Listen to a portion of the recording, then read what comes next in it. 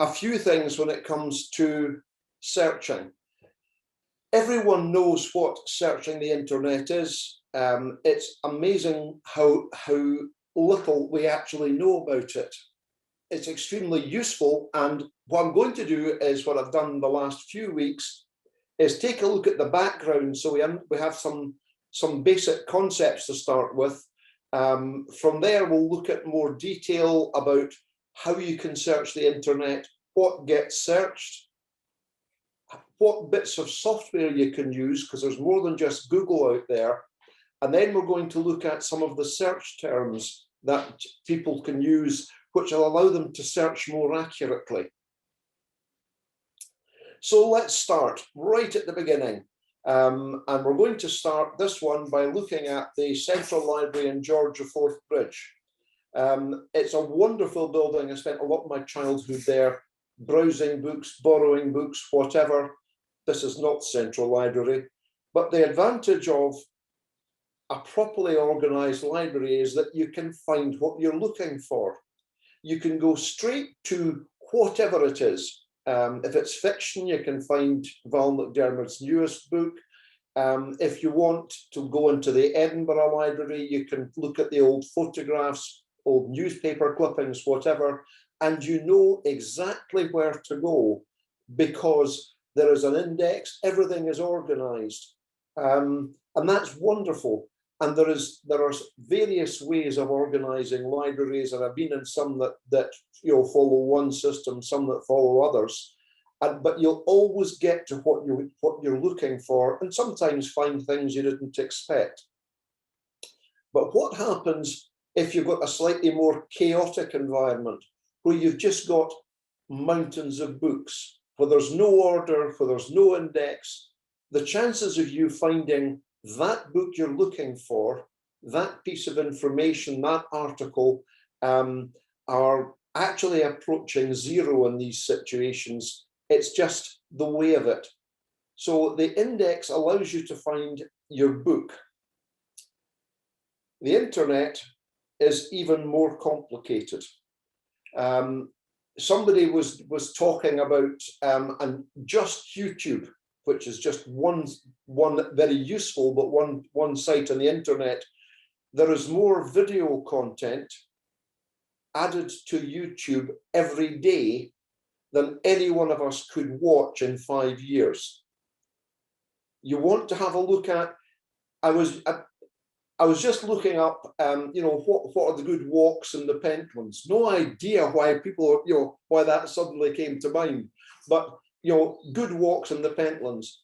And there are half a dozen people that have put up videos in the last few weeks about all the walks in the Pentlands, about doing the hills, about the good routes and good weather, bad weather, people who are rough camping up in the Pentlands to watch the dawn. And that's one small area. So finding all that is just a nightmare. And the only way we can do it is by using what's called a search engine. And it's at the stage, and Google have been very, very clever. They weren't first, but they're the one that everyone talks about. And you actually use the word Google as a verb. I will Google it. I will find that. So you might be able to, you might be looking for all the songs by Donovan. People of a certain age will know who Donovan is. And it will throw back all the places. It might throw back an official site, his record company's site. There'll be various music sites, and there'll also be loads and loads of adverts. And Google will know that you're interested in that, and they will start popping adverts into your feed at the same time as you're looking at that. But how do they do it? How does Google know all about Donovan's songs and where they are? Well, the answer is spiders. But hold on a second, not that kind of spider. What happens is that Google and Bing and a dozen other search engines, they are perpetually reading every single website on the internet. If you've got a site that's not used very much and isn't updated very often, it won't be looked at very often.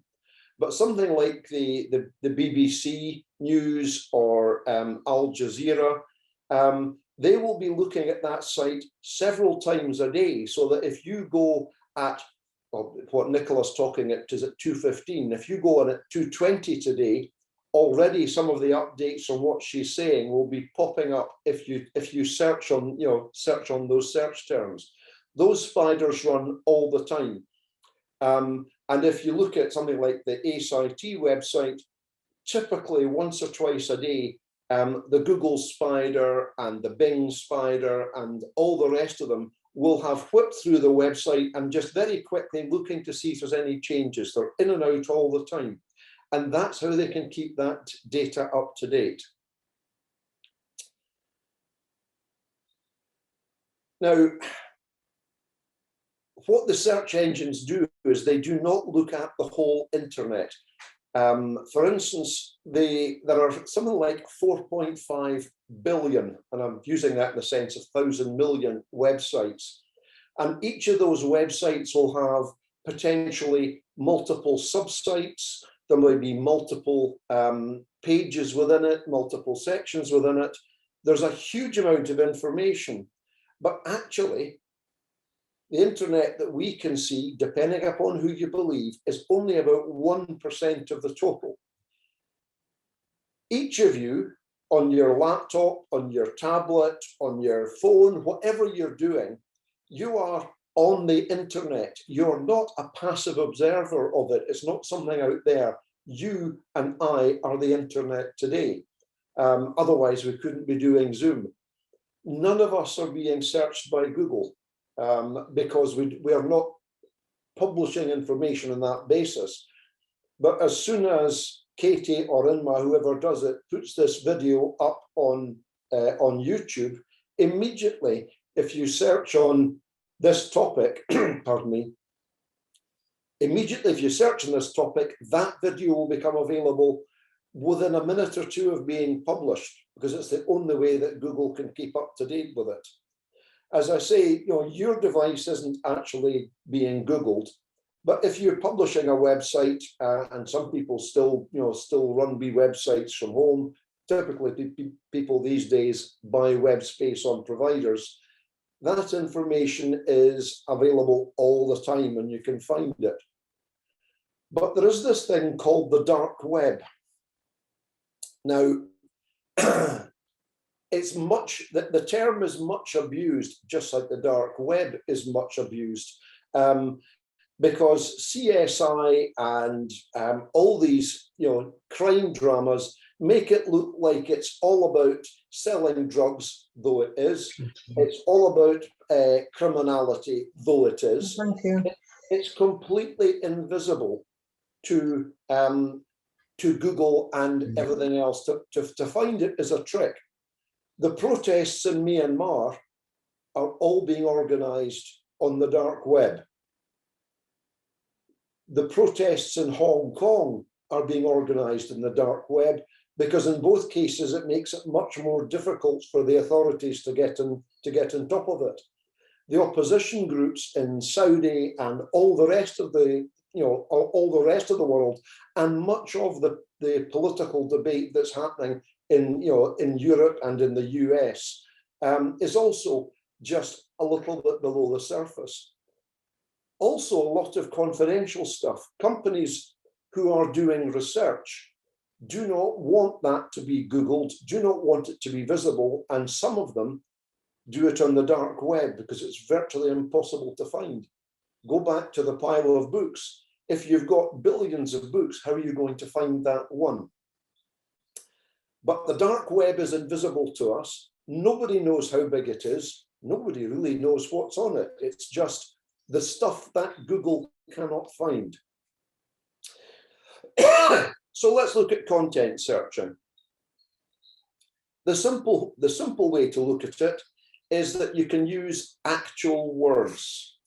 Rather than just a site name, and for instance, a lot of people just put the word Herald or Scotsman or Telegraph or whatever newspaper or web or news site they want to read. They just key that into the search bar and find it. Obviously, it's more sensible if you bookmark it, but it's a quick way of doing it. But you can go further. You can actually search for words on the site, and that is extremely powerful. It works with almost anything. So I just took one of the phrases out of Dougie MacLean's Caledonia, if I should become a stranger, and it looked that up, and it found all the various places that you can get the lyrics, where you can buy the track. And then on YouTube, it found not only Dougie MacLean singing it, but various other singers who I didn't know even sang the song. So that kind of thing happens if you search just using words. You don't have to remember the name of the song. You don't have to remember the name of the artist. If you know some of the words in it, you can search and you've got some chance of finding it. Because Google does more than just look at text. Another band that I find quite entertaining is a band called Clanadonia. If you don't know them, spend 2 minutes. If you like that kind of music, great. But I just used the name of one of their tracks, and up it came, live performances, all the rest of it. And it's extremely useful. But it will also correct mistakes. I could not remember that famous quote at the end of Gone with the Wind. And I said, okay, I just put in frankly scarlet, I don't care a damn. And immediately you'll see in the right-hand panel of the window, it popped up the correct quote. Frankly, my dear, I don't give a damn, because it knows what the correct wording is. And isn't that quite scary that even when you get it wrong, it will correct you? Sometimes it will, like autocorrect, we were talking about the other week. Sometimes it will get it massively wrong. Sometimes it's actually very, very useful. So, search engines. Some of these have changed names. Some of them are a bit out of date, but there are dozens of search engines. And you use the one that you're happiest with. And if that's Google or Yahoo or Bing, which is Microsoft's version, then that's absolutely fine. They all have pluses and minuses. Some of them are very specialist and only look at, for instance, music. If you're doing any reading into something like the Library of Congress, and I'll touch with that a little bit later on, they have their own very specialized search engines that build on top of Google or whatever. But there is far, far more than just Google out there. There are hundreds of them. Some of them are very specialist, but most of the search engines make their money by selling product, and the product is you. If you search for Panasonic televisions, just see how long it is before you get adverts from Curry's and John Lewis and whatever, and AO.com popping up in your browser, because they sell that. The fact you have searched on that television, that's a quantified lead, and they will charge anything up to £5 to pop one of these adverts onto your stream. There are loads and loads of search engines. The one that I'm happiest using, as I said, is DuckDuckGo. I've no idea why they've chosen that name for it, but the advantage is that it's completely secure and it is almost as effective as Google. Not 100%. There have been times I've had to drop back to Google, but I found it very useful. And in fact, all of the pop-up screenshots that you see in the presentation here were taken on DuckDuckGo.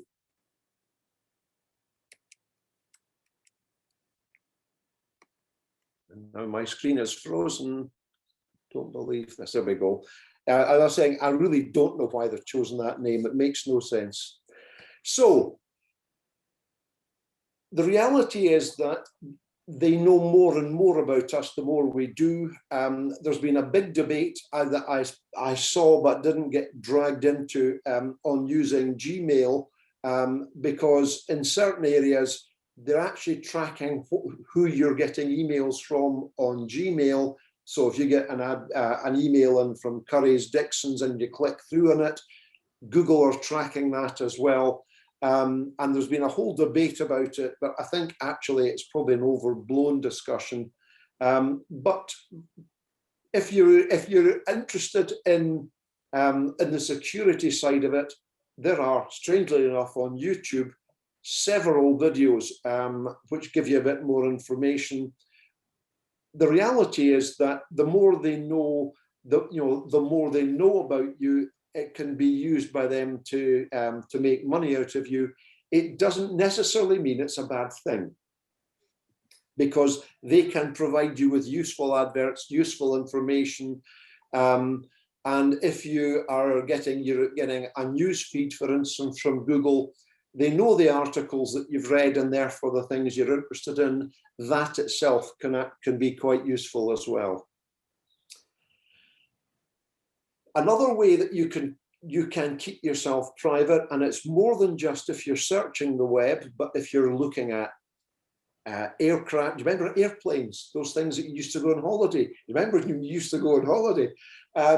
But if you use what's called private browsing or incognito browsing, and it's got different terms in different browsers, by using that, you are more difficult to track, because you open a window to look at EasyJet's fares to somewhere, and what EasyJet do is they put various what are called cookies onto your device. When you close that window, those cookies get deleted. Not anything that EasyJet can do about it, they go. So the next time you go back in, they don't know you've looked at those flights, and they won't start putting the prices up to spook you into buying. But the same is true of searching. If you bring up a window to do a search and then you close it afterwards, there is no tracking of you. They can't do it. Secure searching is very much the game, and you can either manually clear all the cookies after a session, or I would strongly recommend you think about private or incognito browsing. If you're going online to your bank directly rather than using an app, definitely use a private window, because you can't be tracked. Your log-on passwords all just disappear into the ether. So here's the hard bit: search terms. Now, we all know that if you put something in the top bar of your browser, you can find a website or the words of a song or a quote from a film or lines from a book. And that's all very, very useful. At this stage, I would say, please, could you have your pen and paper ready? Because we're going to look through some of the more powerful search terms that there are available. And I would think 95% of people don't know any of this, but it's all there. It's free. Why are we not doing it? And I have to admit, I'm guilty of it as much as anybody else. So the first one is just to put something in quotes. Now, I'm going to use Steve Jobs and Bill Gates, the two drivers of modern technology, as an example here. But by putting Steve Jobs in quotes, it will not show me Steve Brown, Steve Smith, whatever, and it won't show me all the Jobs adverts. It will just show me where Steve Jobs comes along. Only the things that match the text in quotes. Now, I could have done that, if you remember earlier on, when I was looking at lines from songs or lines from books. Put quotes around it and it won't get muddled.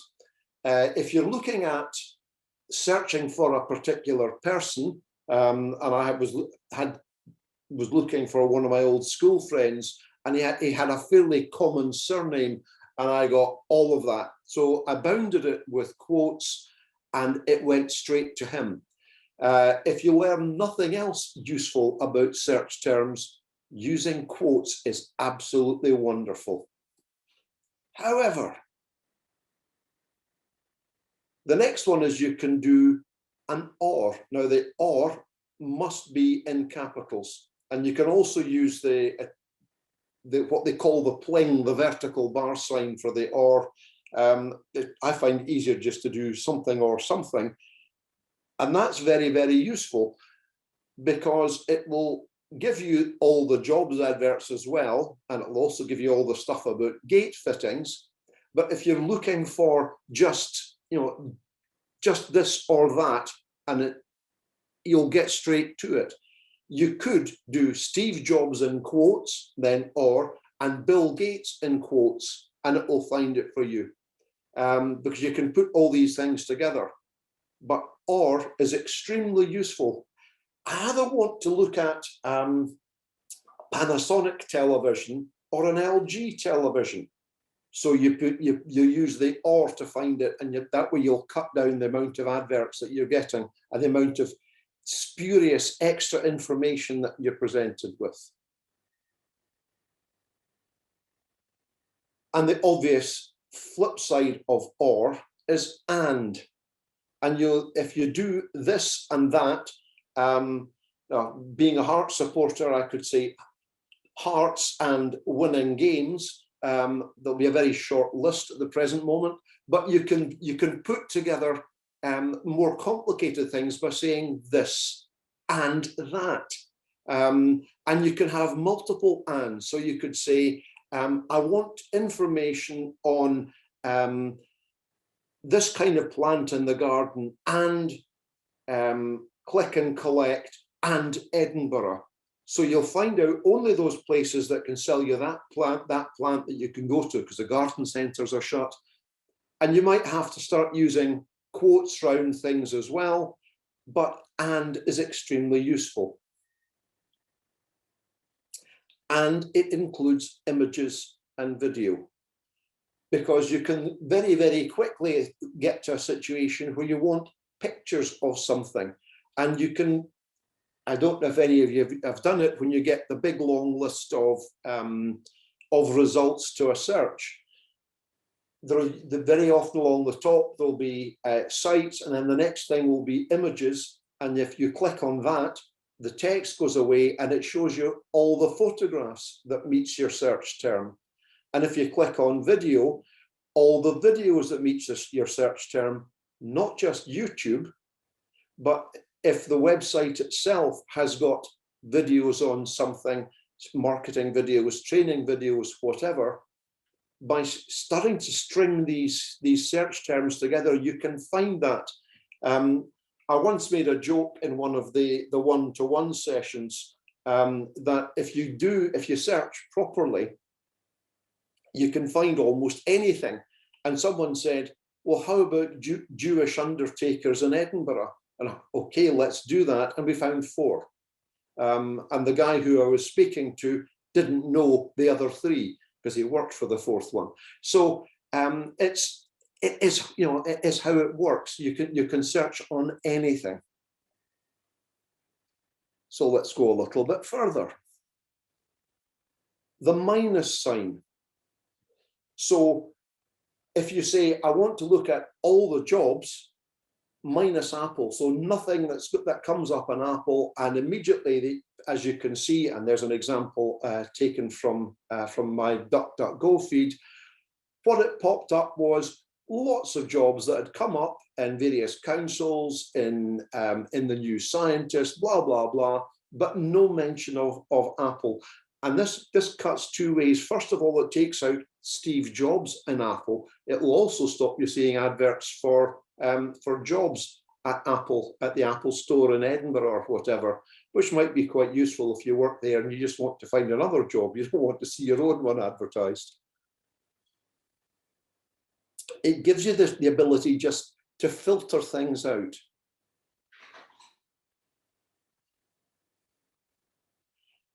Now you can take that a little bit further.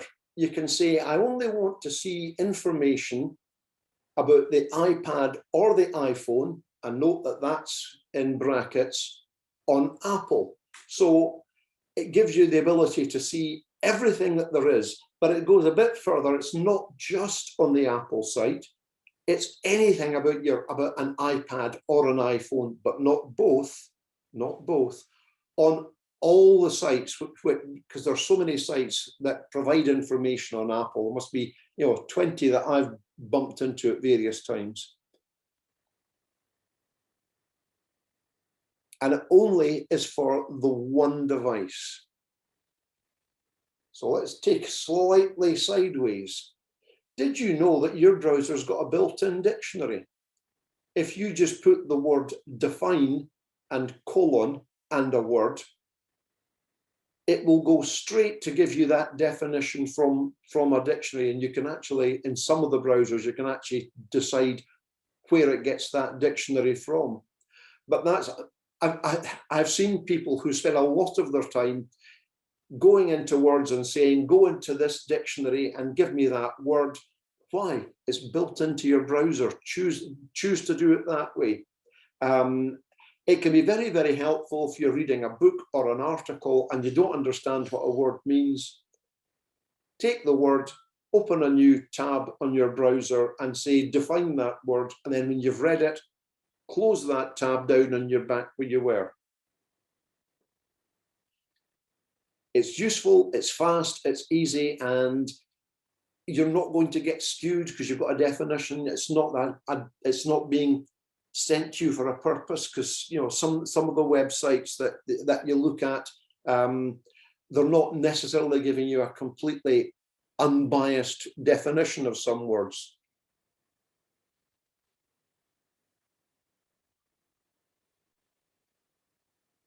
Another interesting one, which I had never used until I came across this, the website that gave me a lot of this information, is the site one. You can say site apple.com, site ACIT UK, blah, blah, blah. And what it does is it is none of the content of the site at all, but it is the if you like, the headings. It's almost a site map. So you can very quickly get to the bit you want. I get very frustrated at times when I'm trying to find on a website the bit that gives me support, or the bit that allows me to get a phone number, or the bit that allows me to look back at my previous orders, because they don't all organize the site in the same way. But using the site site name, what it gives you is it's the index that it uses when it's searching that site. And you can see in the example there, it pops up all the different bits and pieces. I don't know what the order that they're in is, but it's an awful lot quicker, I've found, than trying to burrow deep into a website and click menus and get more and more frustrated in the way through it.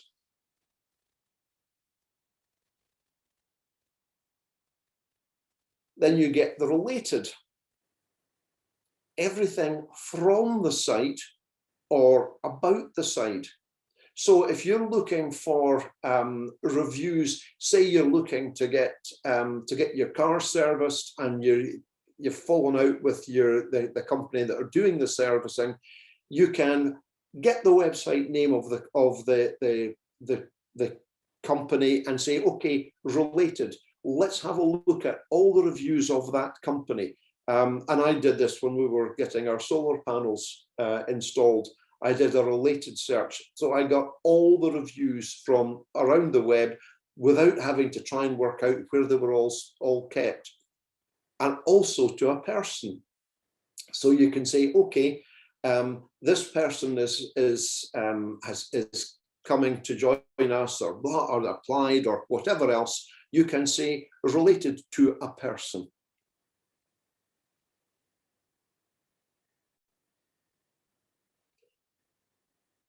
And then you can go, this is probably less common than people realize, but actually an extremely powerful thing to do is to say, I want to find out about this website or this product, and I want to look to see what they are saying about it.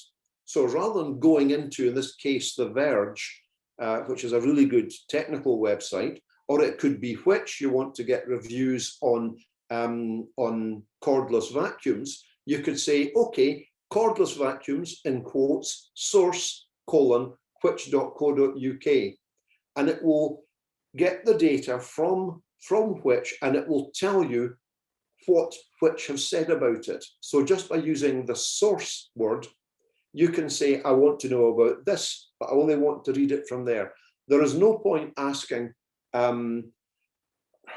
Siemens about reviews on Siemens equipment, because they're going to be glowing references, good grief. But this gives you the opportunity to say, I want to look at this, but I want to look on that website there.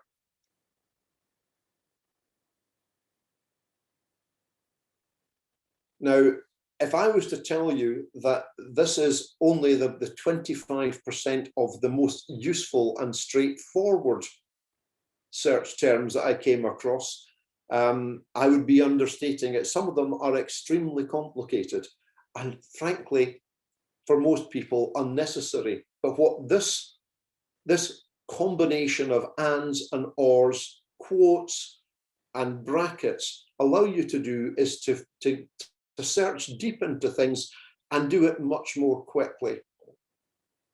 Things like the Library of Congress I mentioned earlier, they've got a search engine where you can say, well, I want to have a look at this particular topic. I'm interested in it by this particular author. I only want it if it's the 7th edition or later, because it's been updated. And I don't want this version, and I do want this, and I want it was published here, and whatever. And it just gets bigger. In fact, the search terms that you can use, it's a full screen of options. You don't have to fill them all in, but some of these search engines do that. But actually, you could probably find those exact same things just by using the search terms that we've given you just now. So where are we? Well, apart from having technical problems, where are we? The internet without search is just rubbish. It's billions of websites, all organized differently, with different controls, and you can't find things. If you take basic approach to searching and using any of the terms we've got, then you can achieve hell and wonders. I would suggest that you experiment. Go to a website that you think you know and try some of these search terms and see what happens, because you'd be amazed what you can come up with. So that's it. We had to do a couple of bits a couple of times to get there, but that's it. I'm going to stop my screen sharing just now, and then what we'll do is we'll try and pick up the questions and answers.